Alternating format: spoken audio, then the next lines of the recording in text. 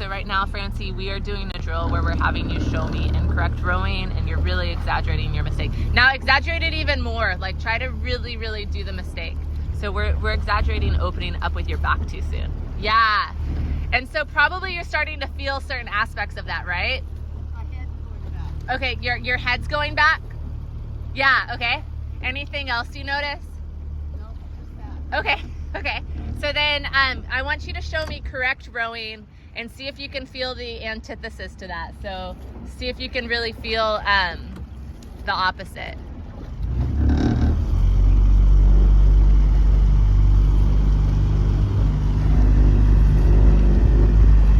So is this your mistake rowing or is this your accurate rowing? Okay. All right, now let it run. Okay, so your accurate rowing was still kind of opening with your back too soon, but you're absolutely right about your head changing. So we're going to see if we can get you to do even more accurate strokes. So sit at the finish position. I'll tell this row.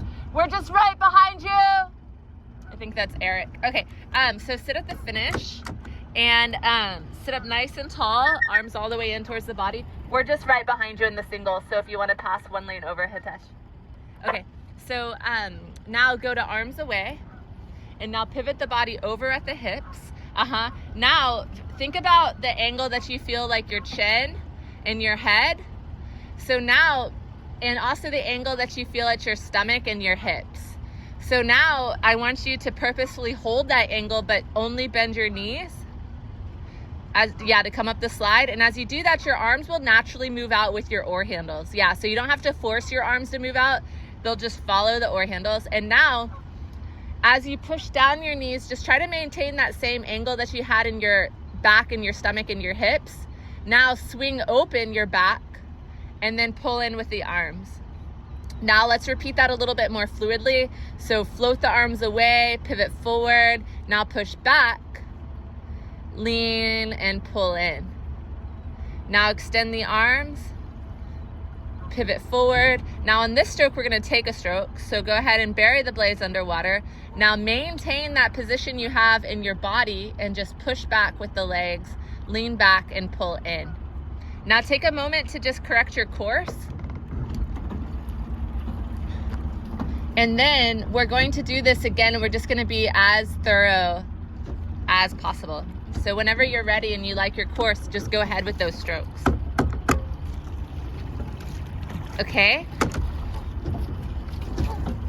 So right now you've just moved away from the correct stroke, but it's really subtle. So it's way more subtle than when you like hyper exaggerated the incorrect one.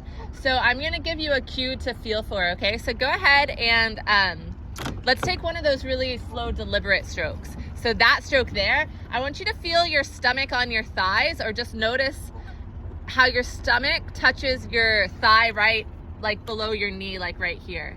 So yeah, so pause on the next one at the catch. And then, yeah, go up the slide to full compression. Yeah, and then feel how your lower stomach, like around, like just below your navel, is tucked into your upper thighs. Can you feel that?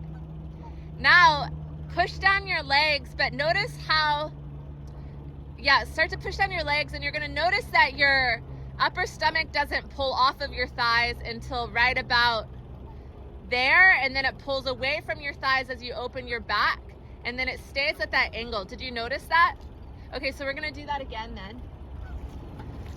Yeah, So what I want you to notice is that you're not actively pulling off of your thighs at the beginning of the stroke. Go ahead and take another stroke. You can make it more fluid, but a little bit, a little bit more rowing. Yeah. So you're feeling for that part of your stomach that's just below your navel, and the part of the thigh that's like at the very top of your thigh. And you do not want to pull your body off of your thigh. So your stomach will eventually gradually leave your thigh, but it's not because you're actively pulling it away. Does that make sense?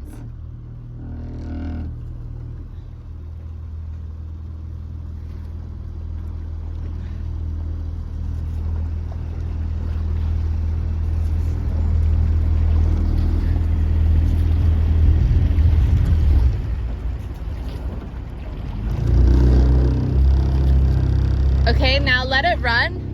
Okay, so now check it down. Did that feel any different to you or the same to you? Exactly the same rowing? Okay, so that's meant to be like your indicator, or like your, the thing that tells you if you're rowing correctly or not. Let's have you sit up nice and tall. Again, really good posture. Extend your arms.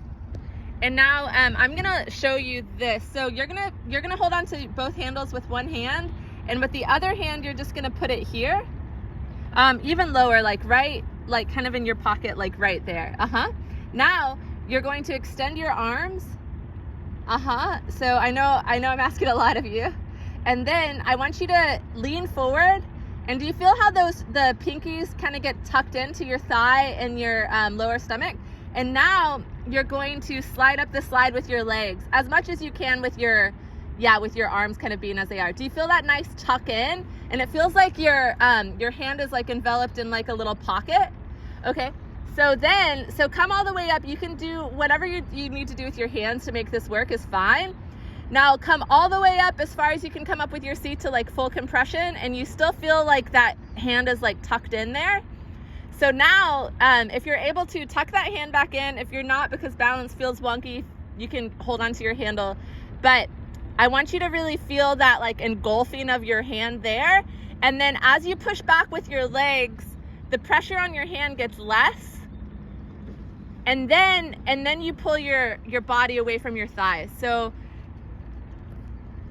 I think that's gonna be one of our best indicators that you're doing this correctly or you're not. We're just right behind you, Bonnie. So let's go ahead and just row again. And so that first stroke there, like, I don't know if you noticed, but you would be pulling pressure off of your hand. So you'd be pulling off of that little pocket we've created, and we don't like that.